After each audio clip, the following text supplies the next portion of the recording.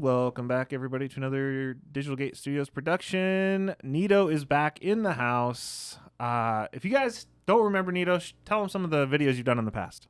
Hi, I'm Neeto. I've been in, I did a Dorbickmon video a long time ago. We did a couple podcasts. Yeah. We did the Beelzemon deck opener. Yeah. And then we did, the Scrapped Nats video. That's right. The fabled audio was bad. All right. What do you have for us this time? Well, now that we're in BT14, one of my favorite decks of all time has gotten unrestricted, and we are here with Jesmon. Yeah. I think it's a really solid pick this set. It's in true OTK fashion. It's fast, it's aggressive, and it leaves people going, it's not once per turn? Yeah, exactly. I remember when they unrestricted that, they also unrestricted Tommy at the same time. And I think that the unrestriction of Tommy really made that unrestriction get overlooked. Everyone's like, oh, what are we going to do? Tommy's back. And you're just like, blue I hybrids. think we should be more concerned about this card. So take us through your deck. Let's see what you got. Heck yeah. So my Jesmon list is really favored towards being an OTK deck. Okay. I use 4 eggs, and I think you use maybe 1 egg, 2 at most. Yeah. The deck's whole plan is really just to raise Jesmon's deck, swing for all of the checks, and then have one of your combo pieces to win. Okay. So for our first big surpriser is the fact that we have only 9 rookies. Oh, okay. So we have we have a playset of the BT13 Huckmon. Mm-hmm. Its main effect doesn't really come into play a lot. It's this inherited effect that says when you play a Sistermon by effect, or when you play a Digimon with Sistermon in its name, gain 1 memory. Yeah.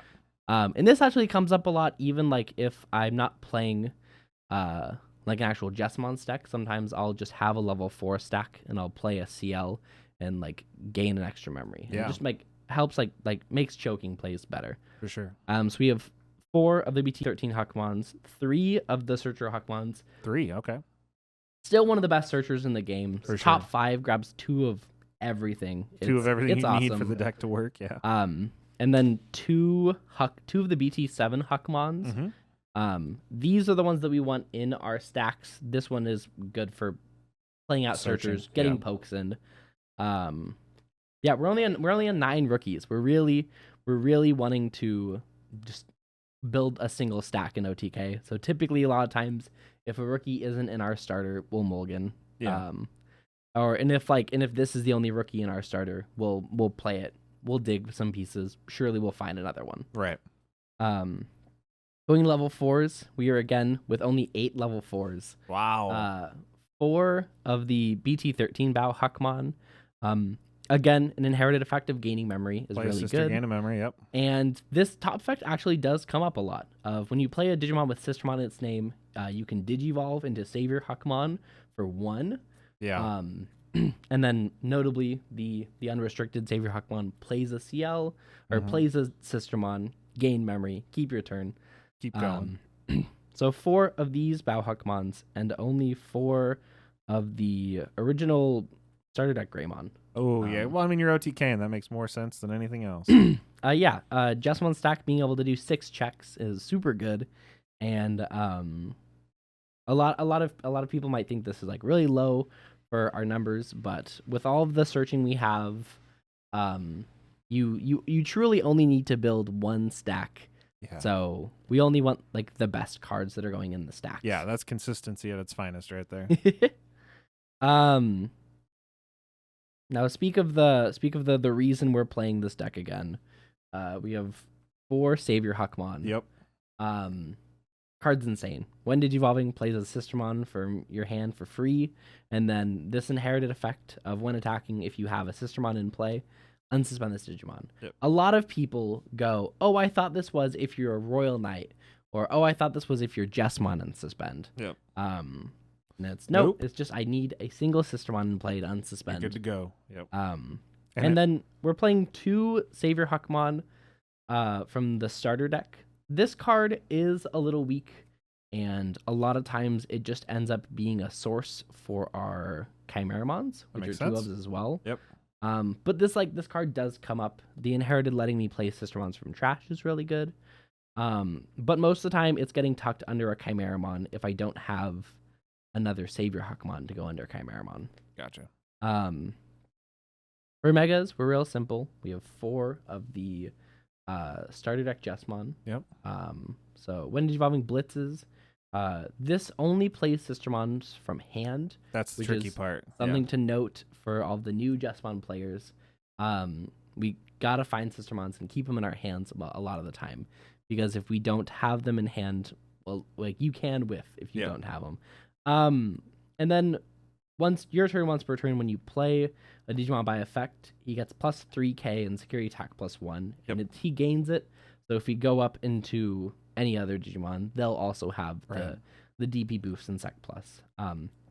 This card's super good. It's a 4-of. It just ends up, now that we have this unrestricted and we have the gain memory dudes, it ends up just being the best Jesmon we can play.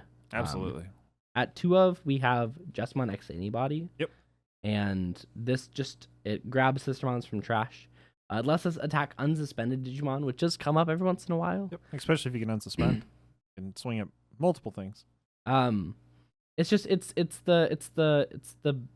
the better half of, we have the best one here. This is the second best Jesmon to play. And it digivolves for free. And it digivolves for free. Wild. So especially if you play like BT10 CL, get to digivolve into this, you are net gaining a memory. Yep. A lot of people go, this doesn't digivolve for 1. Nope, it digivolves for free. And even sometimes if you have to build like a bad stack on top of Savior, this digivolves for 3. It's not bad. Yeah. Isn't awful at all. To round out Megas, we have 2 Blitz Omnimons. The classic swing for all the checks, blitz for game. Yep. But now with the state the deck's in, we now have technically 4 between 2 Omnimons and 2 Chimeramons. Both of these cards tend to fit the same role, which is OTK and win. Yeah. This is our win button. Yeah, for sure. Either Omnimon is the immediate one, or Chimeramon if we have like Sistermon CLs. Well, and the Omnimon's the one people aren't used to seeing in Jesmon, but now that SaviorHuckmon's back, Omnimon's back in, and that Jesmon GX can kick rocks, right? No GXs. No GXs. Don't touch my Jesmon list right now. Don't need it. Let's go fast. To fill out the end, now we have to get to the other half of the Jesmon, which is the Sistermons. Okay. Interested to see these ratios. I'm playing a very like specific assortment of sisters. So we have 2 of the BT10 CL. Okay. On play, if it's your turn, one of your Digimon can digivolve into a Royal Knight. Okay. By paying its cost, and then when you digivolve into a Royal Knight, you gain a memory.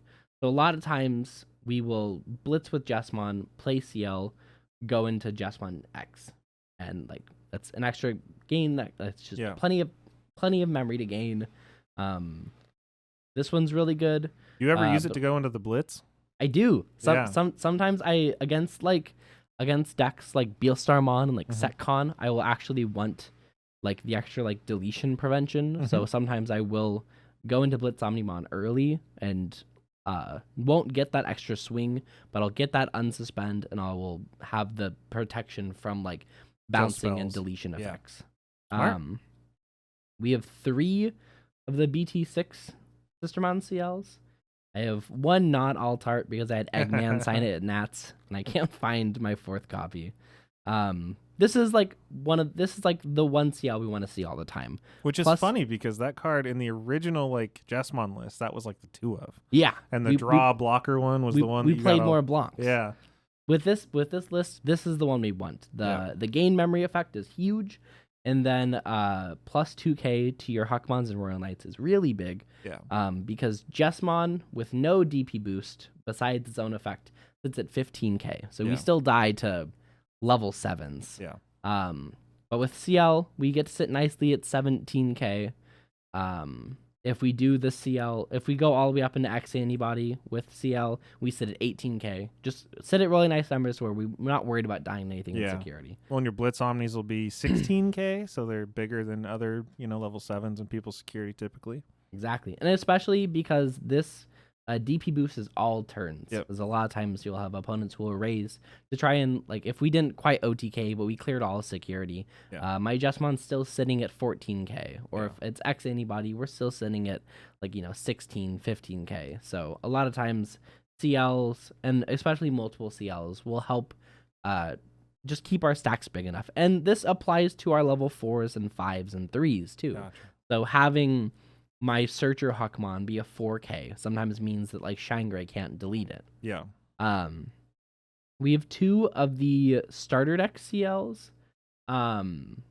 This CL is really good because it finds our Omnimon. So a lot of times with this deck, if you don't quite have all the pieces, you can still raise and go for it. While it's a little risky, like, if you, like, let's say you don't have Sistermon. Huckmon digs 5 and grabs all the Sistermons. Yeah. We'll probably find one. Or 2 or 3, yeah. Or if I don't have Omnimon in hand, this getting to dig 3, sometimes I'll find the Omnimon of this. Or when I swing the second time and I play another one.